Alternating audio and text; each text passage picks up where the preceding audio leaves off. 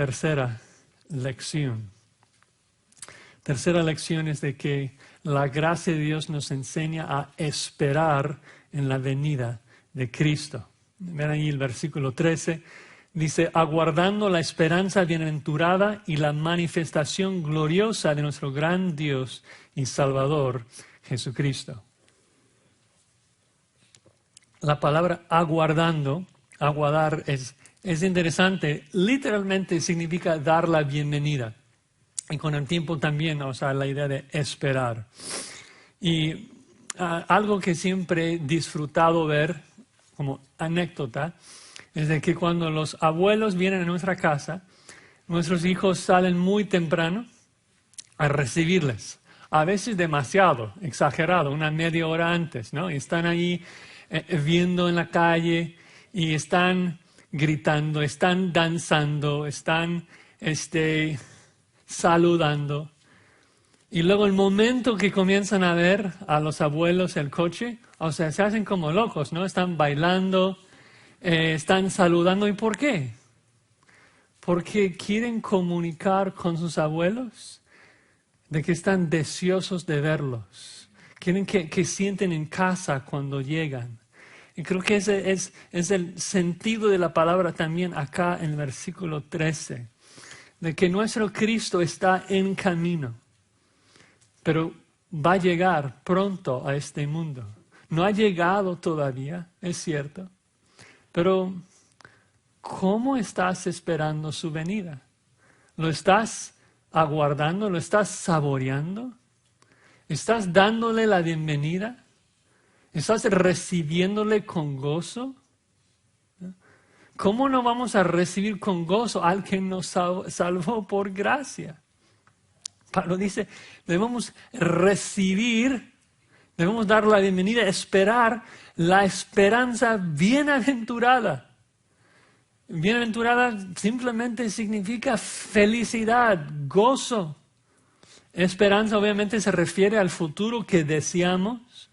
Y nuestra felicidad en el futuro, Pablo dice que debemos de abrazar, es la manifestación gloriosa de Cristo. Nuestra esperanza gozosa es la venida gloriosa de Cristo. ¿No? Y creo que esto va ligado en cierto sentido a toda la conducta que Pablo ha subrayado en esta carta. Que tenemos que negarnos a nosotros mismos, tenemos que dejar de pecar, tenemos que tomar nuestra cruz y seguir a Cristo, tenemos que matar a nuestros deseos. Y uno a lo mejor podría desanimarse de que la vida cristiana va a ser aburrida, va a ser triste. Y Pablo dice, no, tenemos algo muchísimo mejor. Estamos reemplazando todos esos malos deseos con un mejor deseo, con gozo. Cristiano, ¿te gozas esperando y pensando en el regreso de Cristo? La gracia te enseña a esperar la venida de Cristo. Pablo describe a los cristianos en 2 Timoteo como los que aman la venida de Cristo. Romanos 5 dice, tenemos entrada por la fe a esta gracia y nos gloriamos en la esperanza de la gloria de Dios. Entonces esta manifestación en Tito 2 se refiere ahora no a la primera venida. Versículo 11, la gracia de Dios se manifestó. Esto fue la primera venida. Ahora esta manifestación en el versículo 3 es la segunda venida. Y el punto es de que la gracia revelada en la primera venida es lo que nos motiva a vivir en santidad mientras esperamos la gracia que vamos a recibir en la segunda venida. Y también me encanta el hecho de que Pablo habla de la manifestación o la aparición de Cristo. A veces pienso, por lo menos en mi mente, cuando hablamos de la venida de Cristo, que podemos dar la impresión de que Cristo está lejos de acá, ¿no? Y un día va a venir. Pero ahorita no está aquí. Bueno, pero Cristo sí está acá. Cristo es omnipresente, este es su mundo, todo es de Él y por Él y para Él. solo que no le vemos todavía. Pero un día el Cristo que está acá, que reina sobre este mundo, se va a aparecer, se va a manifestar en gloria y esplendor, que habla de su valor, ¿no? Nuestra esperanza y nuestro deseo para el futuro es que la gloria y esplendor de Cristo sea visto en este mundo. Literalmente dice la manifestación de la gloria de nuestro gran Dios y Salvador, Jesucristo. Ahora, un poco de gramática tienen que prestar atención nada más un poquito porque es importante. Noten de que entonces la esperanza y la manifestación no son dos cosas diferentes, sino que se refieren a lo mismo, ¿no? No está diciendo que primero aguardamos la esperanza bienaventurada y luego otra cosa que estamos esperando es la manifestación gloriosa. No, la esperanza bienaventurada es la manifestación gloriosa. Y esto es importante por varias razones. O sea, primero es bello porque siempre que Pablo habla de esperanza en este libro, es la esperanza de la vida eterna. Y el punto entonces es de que la vida eterna es ver la gloria de Cristo, ¿no? Juan nos dice que sabemos que cuando Cristo se manifieste, seremos semejantes a Él porque le veremos tal como Él es. Y todo aquel que tiene esa esperanza en Él se purifica a sí mismo como Él es puro. El punto es de que la vida cristiana es una espera, esperando el momento cuando vamos a llegar a ser como Cristo, cuando Él sea manifestado. El punto es que si nuestra esperanza es Cristo y su regreso, pues vamos a ocuparnos purificándonos a nosotros mismos para estar listos para su llegada. Ahora, volviendo a mi punto de gramática, de que esperanza y manifestación no se refieren a dos cosas, sino una sola. Eso es importante porque es la misma construcción que la última frase, nuestro gran Dios y Salvador Jesucristo. Los falsos maestros quieren decirnos de que esto se refiere a dos personas diferentes. Nuestro gran Dios Padre y nuestro Salvador Jesucristo, dos seres diferentes. Pero la gramática griega no permite esa interpretación. No tienen que saber esto, pero incluso hay una regla, se llama la regla de Granville-Sharp, que dice que si hay dos sustantivos que no son nombres propios, unidos por y, la conjunción y el primero tiene el artículo y el segundo no, de que siempre, sin excepción en toda la Biblia, que ocurre alrededor de 100 veces, se refiere a la misma persona, sin excepción. Cristo es nuestro gran Dios y Salvador. No hay forma de leerlo de manera diferente en griego.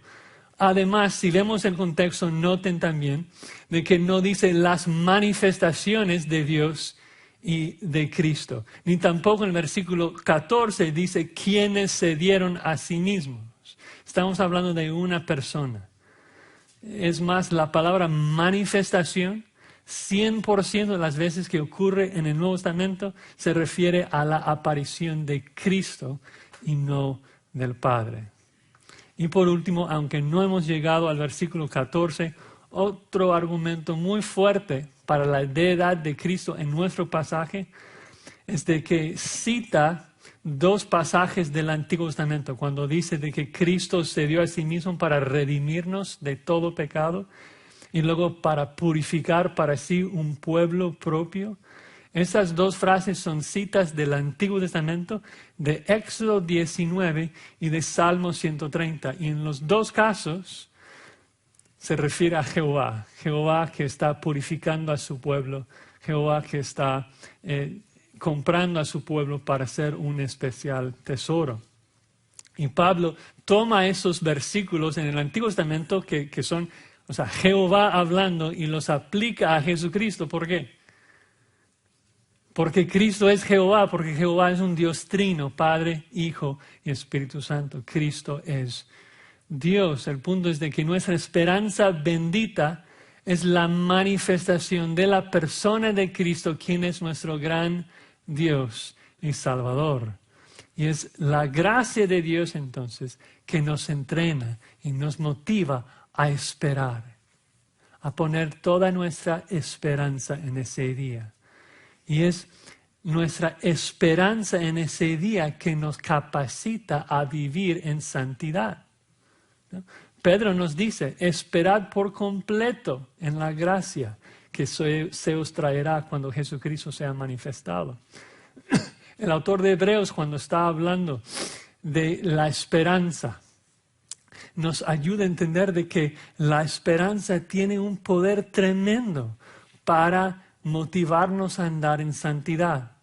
Recuerdan allí en Hebreos 11, Hebreos 2 libros más adelante, en Hebreos 11, versículo 24, está hablando de Moisés y dice que Moisés, ya hecho grande, rehusó llamarse hijo de la hija de Faraón. Versículo 25.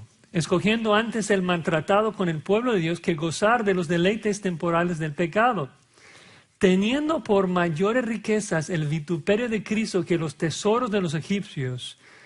Y la pregunta es ¿por qué? ¿Cómo es de que Moisés pudo escoger ser maltratado en vez de ser abrazado por Faraón y los egipcios? ¿Cómo es de que él abrazó el maltrato? Dice, porque tenía puesta la mirada en el galardón. Porque él no vivía para este siglo. Él vivía para el siglo venidero. ¿Cómo es que Moisés pudo obedecer a Dios en un siglo malvado? Porque estaba pensando en su herencia futura. Estaba pensando y esperando en el día del regreso de Cristo. Cuando pensamos que Dios promete bendecirnos por toda la eternidad, esa gracia futura nos motiva a vivir en santidad hoy. Entonces, resumiendo antes de llegar al punto 4, ¿quién es que la gracia enseña? A todos los hombres. Ofrece salvación a todos. ¿Qué es lo que enseña la gracia? Nos enseña a arrepentirnos. ¿Cómo es que nos enseña la gracia? Pues nos enseña a esperar en la gracia futura. Y ahora, última lección. Pablo contesta la pregunta, ¿es posible que la gracia nos enseña con efectividad?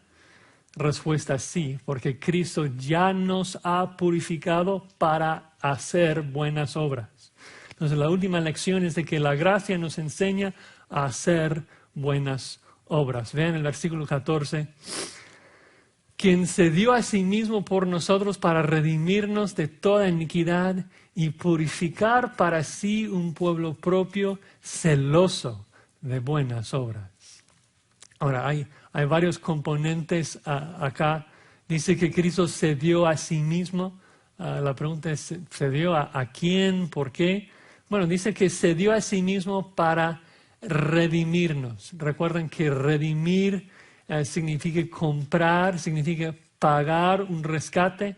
Es el lenguaje del libro de Éxodo, cuando Dios redimió a los israelitas de la esclavitud por medio de la Pascua.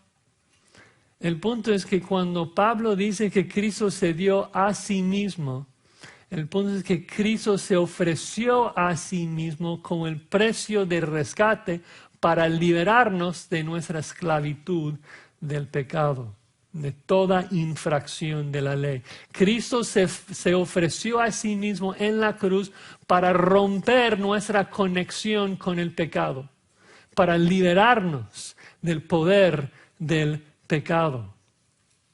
Murió para librarnos de nuestro antiguo amo. Y la razón de por qué Cristo nos libró del poder del pecado es para que ahora pudiéramos vivir en santidad.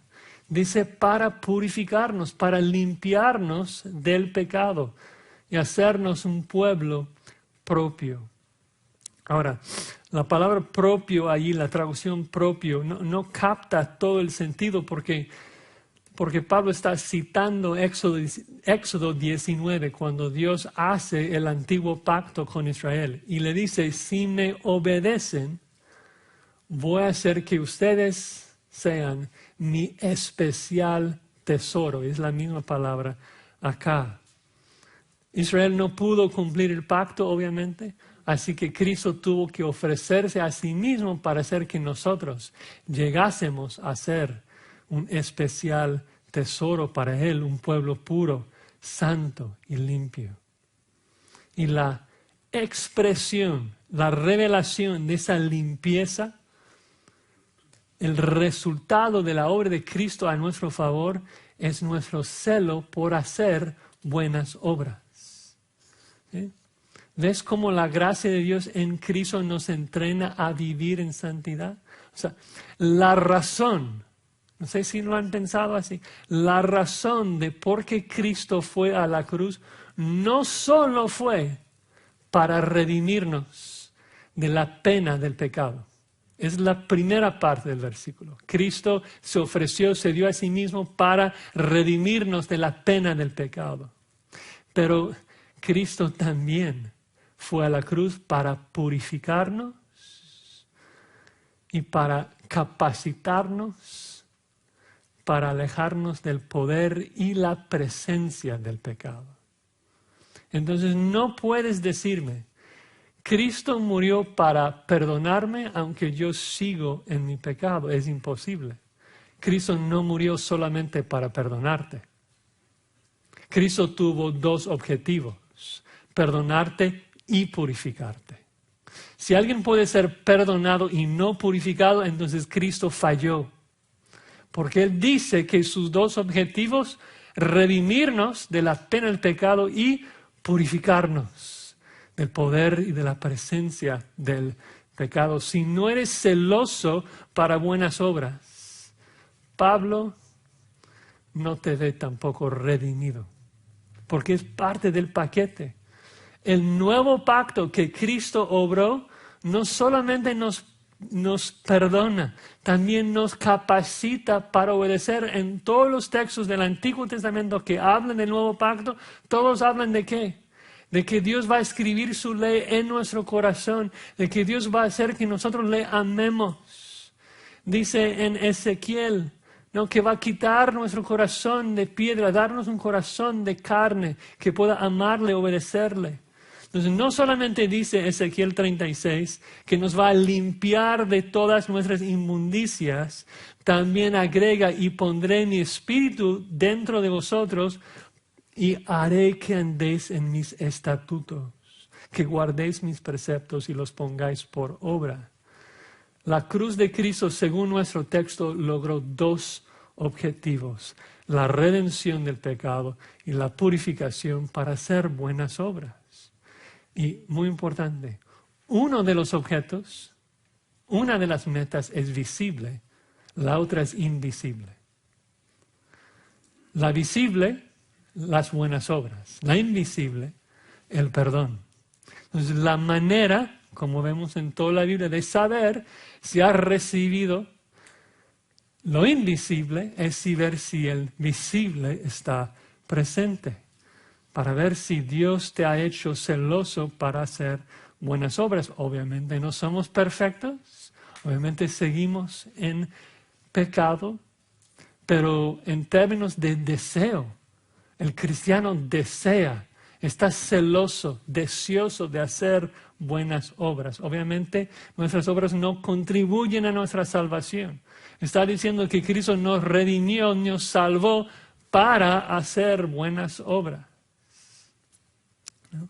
Y eso también entonces nos motiva a andar en buenas obras. El hecho de saber de que Cristo ya lo logró. O sea, ¿no te anima? El hecho de que lees en Efesios 2:10 de que debemos andar en las buenas obras que Dios ha preparado de antemano. Yo no tengo que crear esas obras. Yo no tengo que inventar esas obras, yo no tengo que generar la capacidad y el deseo de hacer esas cosas. Dios ya lo hizo, Dios ya lo creó. Mi deber es solamente andar en esas cosas. Él promete, me promete de que yo tengo la capacidad de hacerlo. Yo solamente necesito ocuparme a hacerlas. Él me capacita, Él me ayuda. Bueno, antes de concluir, vamos a ver cómo me va con las últimas 5 hojas acá.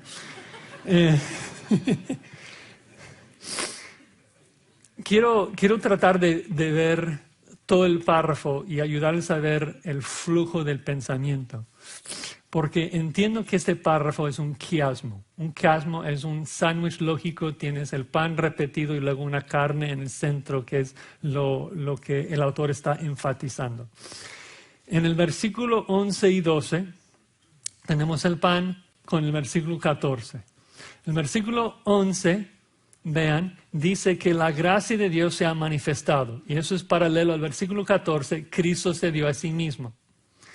Luego, en base a eso, en el versículo 12, vemos un efecto negativo y positivo de la gracia que se manifestó. Negativo, renunció al pecado. El lado positivo, vivir sobriamente.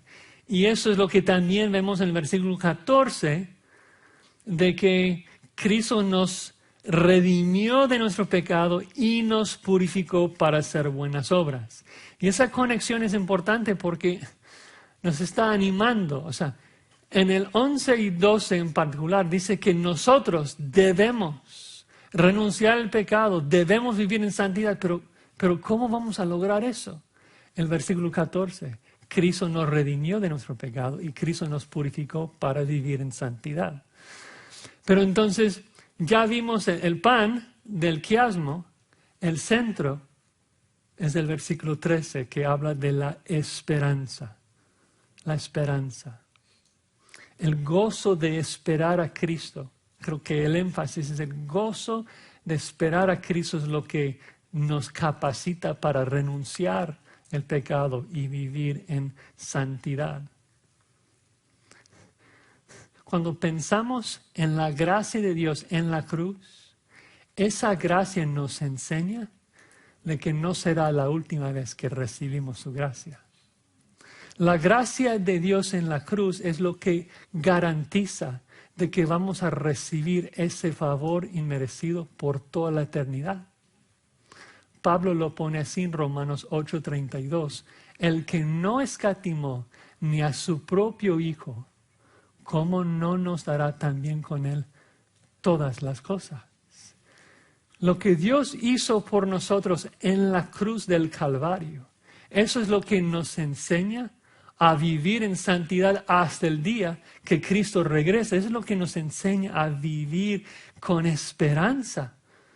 Y en Tito 3, Pablo repite esa misma idea cuando termina la carta. Vean ahí versículo 7, Tito 3, 7, habla de que Dios nos salvó.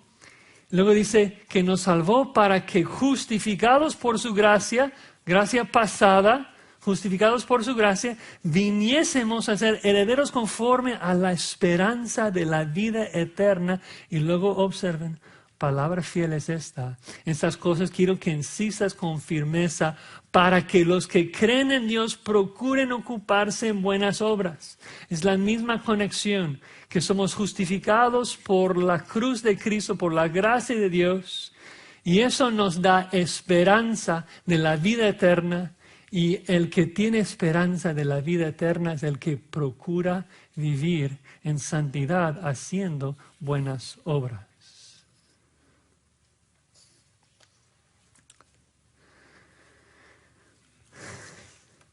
Podemos también dividirlo con tiempo si te ayuda a recordarlo.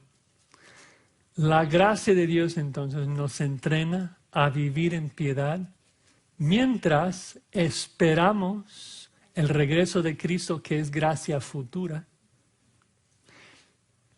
Quien nos redimió, gracia pasada, para que podamos hacer buenas obras, gracia presente. Es decir, que Dios nos dio gracia en el pasado, nos está dando gracia en el presente y nos dará su gracia para toda la eternidad. Y esa gracia nos está gritando, nos está implorando, nos está animando. Viven conforme a esa gracia. Viven a la luz de esa gracia. Vive una vida agradecida a Dios por esa gracia. Vive para buscar agradar al que te da esa gracia. La gracia de Dios nos insta a esforzarnos en la oración, a esforzarnos en la palabra de Dios, porque su gracia es constante, es constante.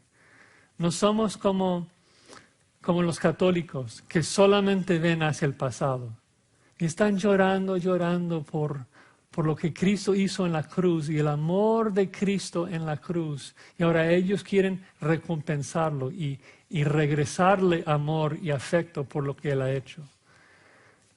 Dios no solamente nos motiva con el pasado, sino que la gracia que Dios nos dio en el pasado es lo que nos capacita para obedecer hoy, porque sabemos de que es una gracia permanente. Es una gracia que va a perseverar y nos va a perseguir hasta el día que Cristo regresa en gloria.